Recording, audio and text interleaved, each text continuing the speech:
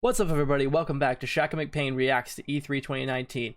We just got done with Xbox's press conference, and I think for a year that they could have really been something exceptional, especially with Sony not being there. They kind of dropped the ball a little bit. Not to say that it was a bad conference, because I think some of the reveals in it were really cool, some of them more than others. Let's do it like Philly D. Let's just jump into it. So we start off with Outer Worlds, and we kind of get a gameplay trailer. It teases some of the things the worlds we'll see, the Outer Worlds we'll see, and we do finally get a release date of October 25th, 2019. Whether or not it'll hit that date, but needless to say, it does look pretty cool. We got Obsidian, who has previously worked on Fallout games. It looks very Fallout, but with a different kind of overtone. Man, I'm very excited for this game. For as much as little has been shown, because I think it got revealed at Game Awards. For as little as it's been shown, I think looks like something significantly special. Next up, we're finally introduced to what Ninja Theory has been up to since Hellblade, and it's called Bleeding Edge. It's kind of like Overwatch meets melee combat. They didn't show off too much that was considerably a good chunk of gameplay, but I think it looks cool. It could be something that's very interesting, especially coming from an Overwatch fan. I think that we're kind of due for something that it kind of captures that hero shooter genre. After that, we go back to one of my favorite franchises of Xbox, and that is Ori and the Blind Forest, except now it's Ori and the Will of the Wisps. It's kind of disappointing though, because for as long as they've worked on this game, the release date's kind of troubling. I wouldn't say that I'm mad, because obviously, take your time, devs, take your time, but I mean, it's been 5 years since the original. I thought for sure this was going to be like Shadow Drop. We're getting it. You know, it's something that people can pick up, especially with how hurting Xbox is with its exclusives. Then we hop over to Mojang with their new Minecraft property, and that is Minecraft Dungeons. Minecraft Dungeons kind of looks like a Diablo-esque game set in the Minecraft universe. And I think for, little guys who obviously probably can't get into a Diablo, or not only because of the content, but the complexities of it, I think this will provide something that will get more casual people into a Diablo, which is kind of exciting to be able to see a new set of people be able to experience such a genre. Super cool. And then we get a mention of Project xCloud in the conference, which I'm not really sure I think that's the technology behind it, and Scarlet would be the actual thing. And I think Phil Spencer did a great job of hyping this up, kind of feeling like, oh, this is something I want to care about in a year or a year and a half, as we see at the end of the conference. And I think that the technology is cool. The fact that we didn't see a lot there kind of worries me, just because we're a year and a half out. Show something, especially with Stadia coming out this year. It's interesting to see where they're going to be able to take this. And then we see some more from Jedi Fallen Order. A lot of cool environments in Kashyyyk. It's still in the same level, but I've kind of been going back and forth since the other day about whether or not I am excited for this game. I really want to be. It is just that EA factor just kind of brings out a taste in my mouth where I can't get rid of. I'm just like, this looks cool, but is it going to be buggy? Are EA pushing Respawn to try to get this out in front of, because of the closures of Visceral? We need a single player game. It's kind of a mess, but at the same time, I'm excited to see what comes out of it. And then we pop up with what seems to be the highlight of the conference, Cyberpunk 2077. And man, am I so excited for this game. The feel, the look, the music, the just overall grittiness of it just is amazing. I mean, this is just a cinematic trailer, but even still, I mean, we've seen gameplay, don't really need it. But at the same time, it would have been cool to see more kind of the world. And then we see the sidekick from the gameplay that was shown a little bit after E3 just get killed, just get totally like, oh, this guy actually didn't mean anything, or I don't know if that's just for the cinematic. We'll see when the game finally comes out. Then we wake up and there's a familiar voice that gets touted out, and he ducks down, and who other than Keanu Reeves himself comes down. I guess he's supposed to play Johnny Splitstream, I think is the name. I'll have to correct myself. And it's, I guess, in the tabletop RPG, he's a rock star turned warrior. Well, it's left to be known if this is a hologram, if this is he's an actual integral part of the story, and we'll see how that develops as time goes on.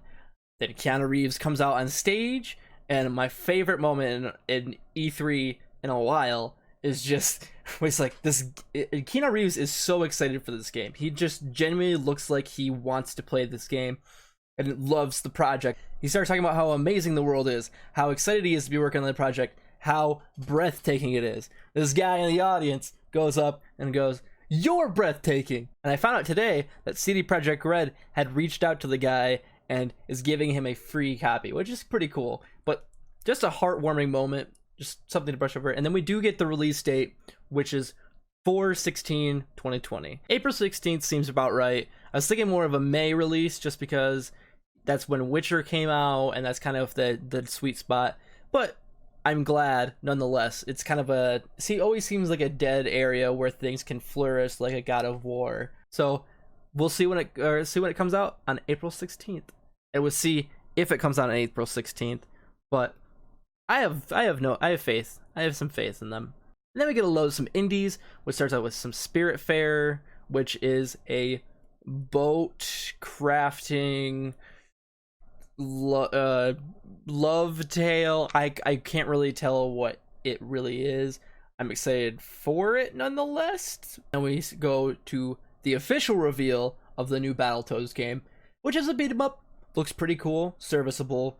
Battletoads has never been my thing, but I know there is some hype around it with the hardness of the previous one. Then we jump into something that's kind of up my alley, which is RPG Time: Legend of Wright. It's an RPG with a pen and paper art style, and it looks fantastic. Although we did get a fall 2020 release, so this thing is far out. And then I'm just going to kind of gloss over the ID at Xbox montage. There was some interesting games there. I mean, we saw Creature of the Well there, which has kind of already been a game that's been running the circuit. Looks really cool. There's a few standouts, but I don't like how they do those montages because they never give you enough time to figure out what these new games actually are. And I couldn't tell you, besides Creature of the Well, what was really in it. And we hop on over to the Games Pass announcements, which they announced Game Pass for PC, which is $9.99 starting today. It's an open beta. And then they added Games Pass Ultimate, which is Games Pass for PC, Games Pass for Xbox, and some gold in there. So that's pretty cool. Then we hop on over to Microsoft Flight Sim, which is something that could be really cool. They're using satellite technology, so you can fly on over like the pyramids and New York. It's something that's really cool. Something that would be good for a night of play or to show your friends how games have evolved. It was pretty cool. Not too much want to delve into it, but I did enjoy what I saw of it. After that, we hop on over to Age of Empires 2 Definitive Edition. Nothing really standout-ish. It's a remake of Age of Empires 2. I'm excited to see what it comes of it. I've never really been a huge Age of Empires fan, but I know a couple of my friends are very big into it. So for them, it'll be cool to see. After that, we go over to a kind of weird trailer for Wasteland 3. I've tried Wasteland 2. It's just not really my thing. I keep kind of going back to it, and one of those things where I'd like to be into it, but I just can't quite get the complexities of it. Although I do love Divinity Original Sin 2, so maybe there's some weird overlap there that I could get into it. And then we get the huge announcement that Double Fine is joining Xbox Studios, which is a big get for Microsoft. I think that building out their catalog for these next couple years when we get into the next gen is going to be something very important. I love Brutal Legend. I love the old point and click games. I tried to get into Psychonauts, but it just wasn't my thing. I really want to jump in with the second one. Speaking of Psychonauts 2, jump into Psychonauts 2 trailer.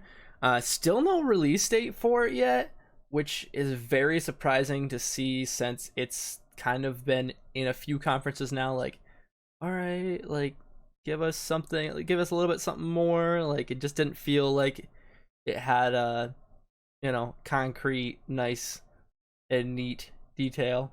And then the tease of the night opens up long time ago in a galaxy far, far away. And I'm like, oh, what? Are they doing another Star Wars game? What's going on? And I see the Millennium Falcon, and I'm like, I see bricks falling off of it. I'm like, is this a Lego game? Sure enough, Lego Star Wars, the Skywalker Saga comes out in 2020. Looks good. I love the Lego games. I'm excited for some remake. We got the complete saga back in the day. We got the Force Awakens game a few years back.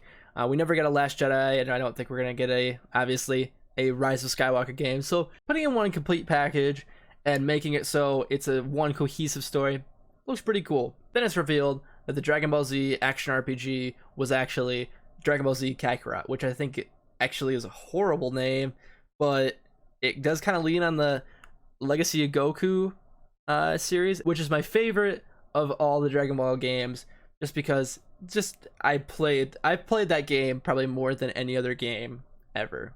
We get a loose date of early 2019. I saw some gameplay after this.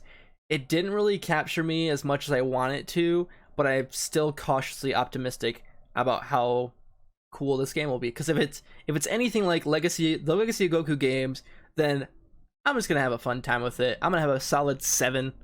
It's fine enough for me. And then we get to the next Annapurna game, which is 12 minutes. Looks like a Groundhog Day type game. It's kind of gets really heated in the end when you have the player characters just get into all this trouble. I mean, she said something about I didn't kill your father and all this. Annapurna, good for the story-based games.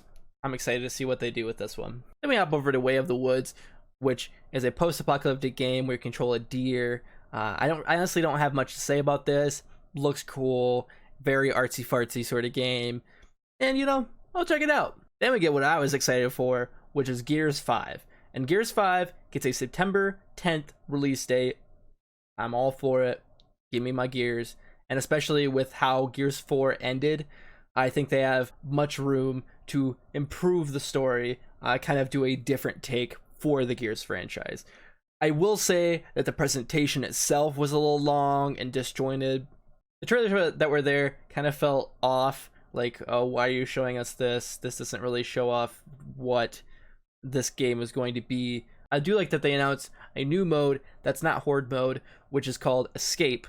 And it's a kind of zombies-esque mode. I'm assuming we're going to get kind of a story going there, but no gameplay of that. Just another cinematic trailer, and we don't really get much from anything. I'm kind of disappointed with it overall in the conference, but I'm sure later on I'll see some more gameplay of it. I will love it. I am super excited for Gears. That's the one thing that will get me playing my Xbox again. We'll see it in September. We also got to reveal that the pre-order bonus is a Terminator, which is cool, I guess. Well, it's not even like Arnold. It's just a generic Terminator. We'll see how that pans out. Next, we got to look at the new Elite controller, Series 2. You can tighten down the thumbsticks. You have better responses. Overall, I don't have much to say about this. I don't use an Elite controller. They are cool. I have held one. But they're just not my thing. We go on over to Dying Light 2 after that.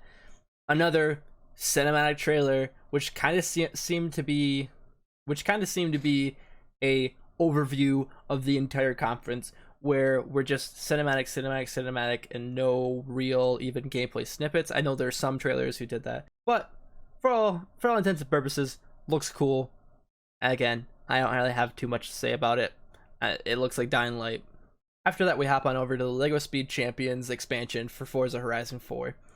Again, looks really cool. I might jump back into it just to see how it plays. I do enjoy the LEGO franchise of things, so, and how they incorporate it into Forza. It's got me amused. I'm probably gonna skip over this one, but they did show off Gears Pop, which is basically a Clash Royale ripoff. It's just doesn't do it for me. Also want to add that they didn't show off anything new from Gears Tactics, which was shown off last year.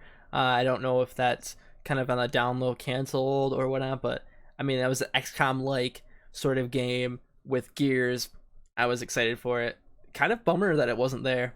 And after that, we jump over to State of Decay Heartland, which is the new expansion for State of Decay. Again, looks cool. I enjoyed State of Decay 2 when I started playing it, and I just, after a while, the bugs became too much.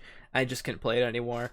But it is a Games Pass game, and I will check it out. I know Games Pass is like $1 right now, just for new members and, you know, returning members. So we'll see how it pans out. We also got the exciting announcement that Phantasy Star Online 2 is finally coming over to the West after years of agony. I know I have a friend who's going to be very excited for that. I mean, he's been playing the Korean version and just been waiting for this day. Shane, I'm happy for you. And we get a reveal that Crossfire X is coming to Xbox One in 2020. Honestly, I don't really know anything about this game, but I'm sure it's exciting for the people who want it. So, good for you. And then we get to some games that would have been Gatorade get hype moments if it weren't for some leaks. And we're going to start that with Tales of Arise. I love the Tales series. I've been playing through Berseria. I adore that game. That game's awesome. It did need a shot in the arm though. It was kind of like bland. I think Berseria kind of brought the story back, but the gameplay was still lacking in the area of improvement. Not that it was bad, still really good, but not, again, a similar Tales take. So I'm glad to see that Arise is doing just that and taking the gameplay and overhauling it. It looks goddamn gorgeous. It's one of those things where you can see like the real-time combat and the gorgeous areas. I'm just super excited for this. I know a lot of people who, you know, couldn't care less about that when it popped up in the press conference, but I cannot wait to see some more from Tales of Arise, especially if we get some story stuff, some more gameplay, maybe some more towns that we'll see, and we'll see in the future. We get some more on Borderlands 3. Not much that is new, just a new cinematic. I'm excited for that when it comes out. Comes out around, I think it's 3 days after Gears 5, so we'll see about the fight for that. And coinciding with that, they did reveal a new Borderlands 2 expansion. What is it? 5 years after the last Borderlands 2 expansion. It's a free expansion, Commander Lilith, and the fight for Sanctuary. Bridges the gap between Borderlands 2 and Borderlands 3, and I've heard really good things about it. I still have yet to check it out, but for owners of the Handsome Collection, it is free. It's out today. So maybe I'll give it a try, let you guys know. And then the last game that was leaked is George R.R. Martin's collaboration with From Software, and that is called Elden Ring. And again, we just kind of see a cinematic trailer. Nothing really story-wise that points to us, which From Software is not really known for a traditional story game. So it'll be interesting to see how this pans out. It is a fantasy game. It looks like it's going to be cool, but not seeing anything does not instill confidence. I mean, they did just get done with releasing Sekiro, so I'll give them the benefit of the doubt. Then we go back to Project xCloud. It's going to be shown off at E3. It's console streaming, set for an October release. I'm honestly concerned for Microsoft, given they did get a public hands-on, but for something that is so close, you'd feel like, oh, this is it. We've tested it. This is how much it's gonna be. This is what we're gonna. This is how much speed you need to be able to access it. I mean, this is a year that Microsoft could have knocked it out of the park and should have knocked it out of the park, especially with things like Sony dropping out of E3 and Google Stadia on the way. So I'm again, another thing I'm cautiously optimistic about in this new E3. They did officially announce that the next console, Project Scarlet, still no name yet, is releasing in holiday of 2020. It's gonna have some ray tracing in it. They're four times more powerful than the Xbox One X. Again, stuff that doesn't mean anything to me until I have my hands on the console. But exciting times, indeed. And to end the conference, we had Halo Infinite, a cool showing, but I feel for a game that's even a year and a half away, I feel like we should have at least some semblance of what this is going to be. Is this going to be a traditional Halo game? What are we kind of getting with this? And we just got another cinematic. That's segueing into my overall thoughts of the press conference. Honestly, I think there were some good showings there, but there was a lot of lull time, and I think the showings that they did have did not show enough confidence in the games that they're showing.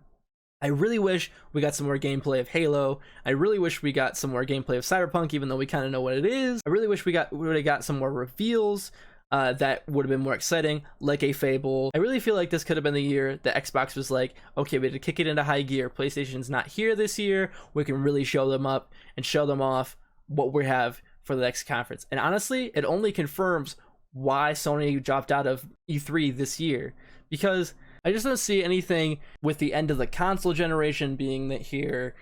Just anything that really struck me as like, oh, like this is I need to go to Xbox. I need to be an Xbox person. And I think this is the year where they again, I think this is the year where they could have done that. They could have brought out we have this exclusive, we have this exclusive, we have this exclusive, and something that gets people back into the Xbox name, especially with all the studios that they bought. Given I think next gen we'll see stuff that is exciting because of all those studios that Microsoft has bought. But I think now they didn't show anything that is overly exciting.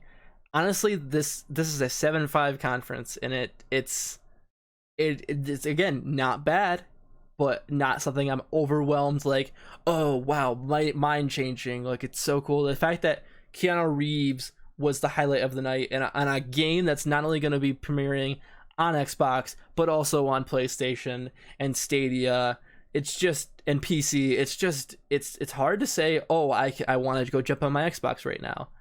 And I hope that they're able to kind of change my mind with that over the next few years. But what do you guys think? Let me know in the comments below, and as always, thanks for watching. I love you.